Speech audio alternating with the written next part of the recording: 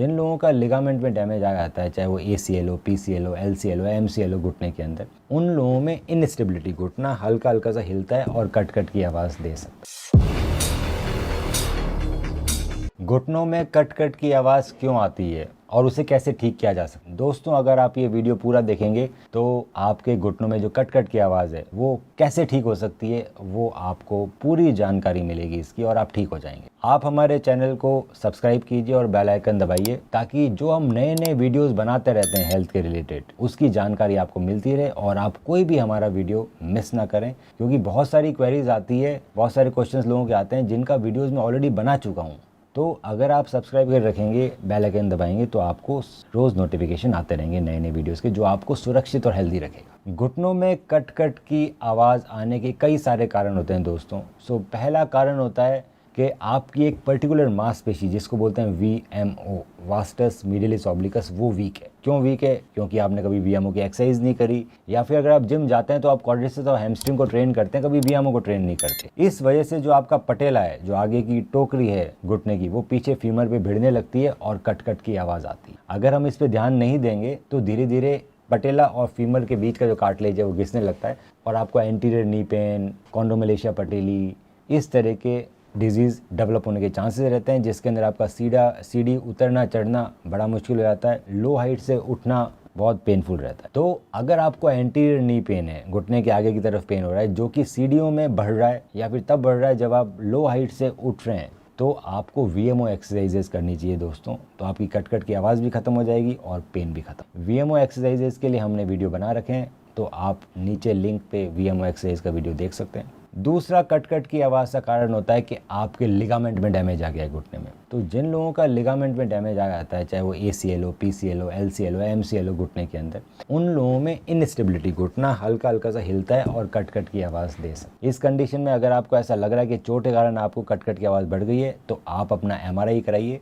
MRI की report आप हमें व्हाट्सएप कर सकते हैं और हम आपको फ्री ओपिनियन देंगे ऑनलाइन कि आखिर सबसे बेस्ट क्या तरीका रहेगा आपकी कट कट की आवाज़ को ठीक करने का और आपके लिगामेंट इंजरी को ठीक करने। तीसरा कारण रह सकता है दोस्तों मेनिस्कस इंजरी।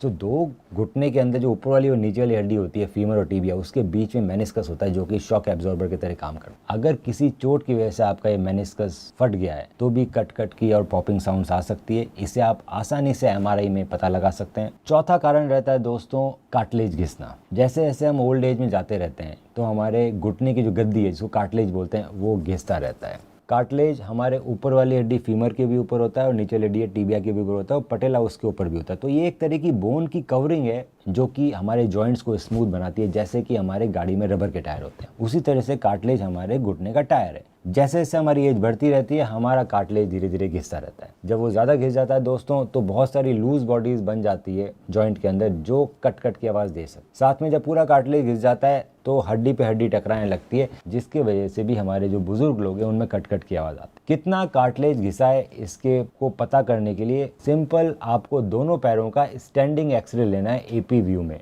और एक लेटरल व्यू में। इससे मालूम पड़ जाता है कि आखिर घुटने का कार्टिलेज कितना घिसा है।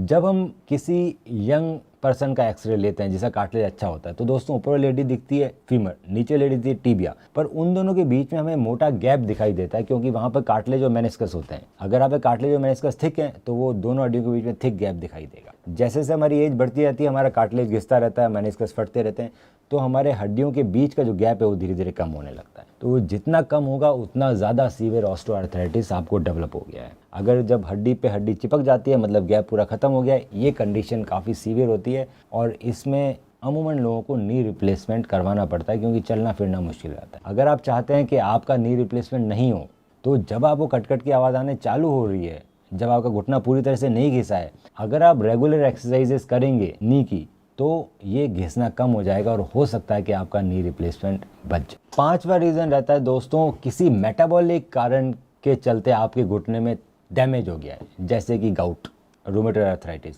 गाउट दोस्तों आपकी बॉडी में यूरिक एसिड बढ़ने की वजह से होता है।